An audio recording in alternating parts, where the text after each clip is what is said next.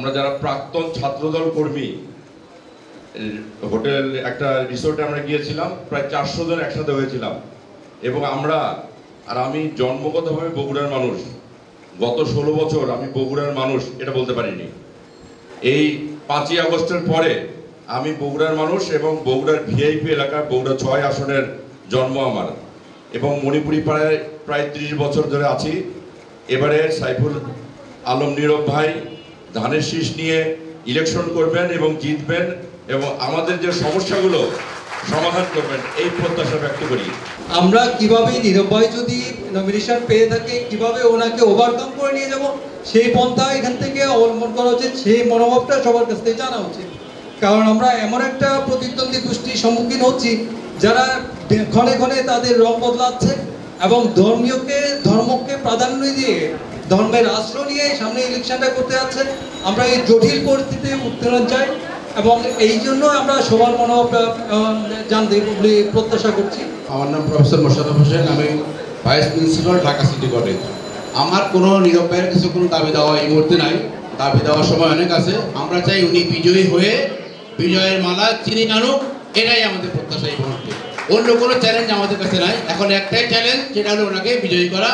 উনি বিজয়ী হয়ে আসলে ইনশাল্লাহ আমাদের যত সমস্যা আছে, শুধু সমস্যা নয়, নতুন নতুন আরো সুযোগ সুবিধার উন্মোচন হবে ইনশাল্লাহ। নীরব সাহেবকে দেখে আমার প্রথমেই মনে হলো যে উনি হ্যান্ডসাম, উনি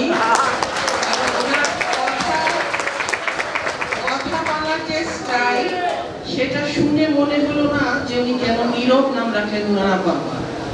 তো নীরব হলে মণিপুরি পাড়ায় কাজ করা যাবে না নীরব সাহেব, সুতরাং আপনাকে আরো সবল হতে হবে। এবং যেটা আমি বলতে চাচ্ছি যে আপনি মত বিনিময় সভা এখানে লেখা হয়েছে, কিন্তু যেহেতু আমি একজন এনজিও কর্মী, 38 বছর এনজিওতে কাজ করেছি, আমি দেখেছি যে কোনো জায়গায় আপনি কাজ করতে যাবেন প্রথমে আপনাকে আমরা বলি কি এক্সিট ওয়াক না, হেঁটে আপনাকে সারা পাড়া ঘুরতে হবে, আপনি নমিনেশন পান আর না পান। কারণ আমার বাড়িতে যান 5 তলা, যদি একটা মানুষকে জিজ্ঞাসা করেন আপনাকে চেনে না, আশেপাশে যান হয়তো অনেকেই আপনাকে চেনে না, কারণ আজিজুল ভাইয়ের মতো যারা বলেছেন তাদের মতো সুযোগ তাদের ছিল না। সুতরাং আপনাকে পরিচিতি নিতে হবে যদি আপনি ভোট পেতে চান।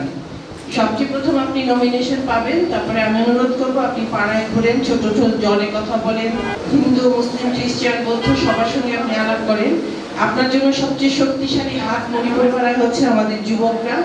তারা অত্যন্ত অত্যন্ত মেধাবী, কঠোর পরিশ্রমী, এবং আপনি যদি তাদেরকে জয় করতে পারেন, তাদের নিয়ে কাজ করতে পারেন।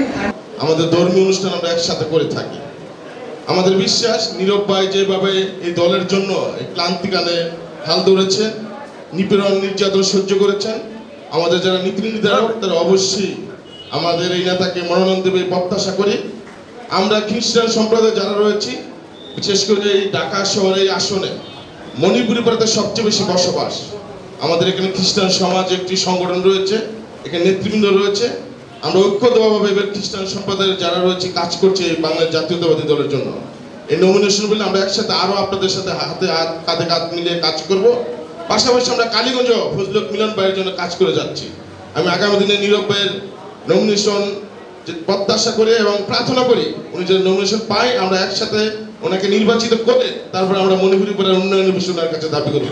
আমি একজন পুলিশ কর্মকর্তা অবসরপ্রাপ্ত। আমি মণিপুরি রিসার্টেক মণিপুরি পাড়ায় থাকি, দীর্ঘ 30 বছর যাবৎ মণিপুরি পাড়ায় আছি। তো আমি দোয়া করি নীরব সাহেব সাকসেসফুল হয়ে আসুক। বিএনপির প্রতি আমার একটা দুর্বলতা আসছে বলে আজকে আসছি।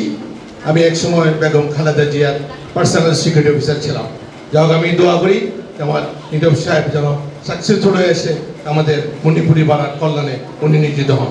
মণিপুরি পাড়াবাসীর পক্ষ থেকে নীরব ভাইয়ের জন্য অনেক অনেক দোয়া এবং শুভকামনা থাকবে, সাথে আমাদের চেষ্টা থাকবে। আমার বাড়ি বগুড়া, সেই হিসেবে আমি দীর্ঘদিন জাতীয়তাবাদী দলের সাথে আমার সম্পৃক্ততা।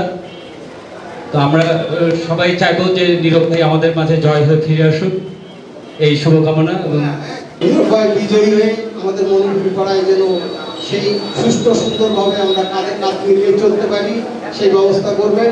এবং আপনার দলের প্রতি শ্রদ্ধা রেখে বলছি সারা দেশটায় যেন আমরা এগিয়ে যাই, আমরা যেন পিছিয়ে না যাই।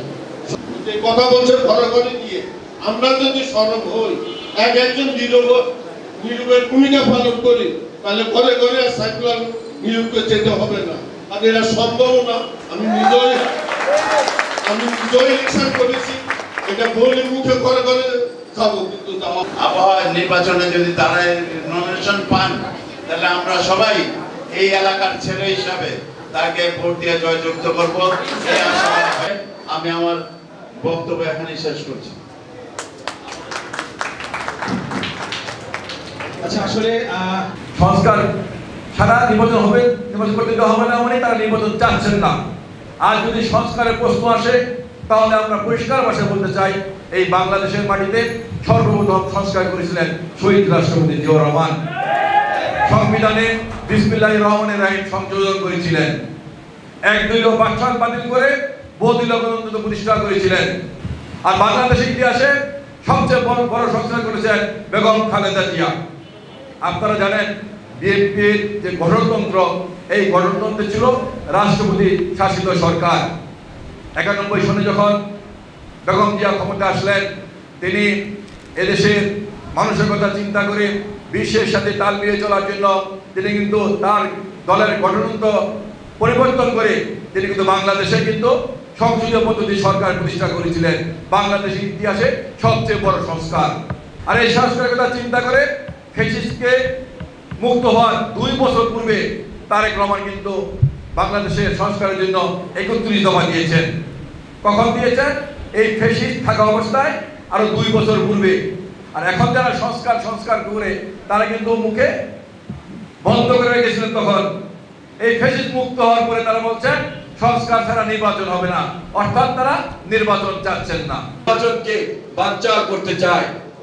আমরা পরিষ্কার ভাষায় বলতে চাই, বাংলাদেশের মানুষ, বাংলাদেশের যুবক, শ্রমিক এবং তরুণরা আজকে ভোট দেওয়ার জন্য আজকে অধীর আগ্রহে বসে আছে। আমরা যে সকল এই গোষ্ঠী দল এই নির্বাচনের বিরুদ্ধে চক্রান্ত করছেন, ষড়যন্ত্র করছেন, তাদের কাছে আহ্বান থাকবে, আসুন নির্বাচনে আসুন, নির্বাচনে এসে যার যার অবস্থান বুঝে নেন। আমাদের পার্টির ভারপ্রাপ্ত চেয়ারম্যান তারেক রহমান পরিষ্কার ভাষায় বলেছেন, বাংলাদেশের মানুষ যাকে ভোট দিবে আমরা তাকে মেনে নিব। আর যদি বাংলাদেশের মানুষ বিএনপি কে ভোট দেয়, বিএনপি সরকার গঠন, জনগণের সেবার জন্য সরকার গঠন করবে। যেহেতু আমরা দীর্ঘ 16 বছর ভোট দিতে পারেনি, সেই আগামী বছর ফেব্রুয়ারি মাসে যে নির্বাচন হবে, সেই নির্বাচনকে আমরা বাংলাদেশের প্রতিটি মানুষ যেন সুন্দরভাবে সুষ্ঠুভাবে সম্পন্ন করতে পারে, সেই ব্যাপারে আমরা ঐক্যবদ্ধভাবে কাজ করে একটি সুন্দর সরকার গঠন করতে পারি এবং সবাই মিলে আমরা দেশকে এগিয়ে নিয়ে যেতে পারি, সেই প্রত্যয় ব্যক্ত করে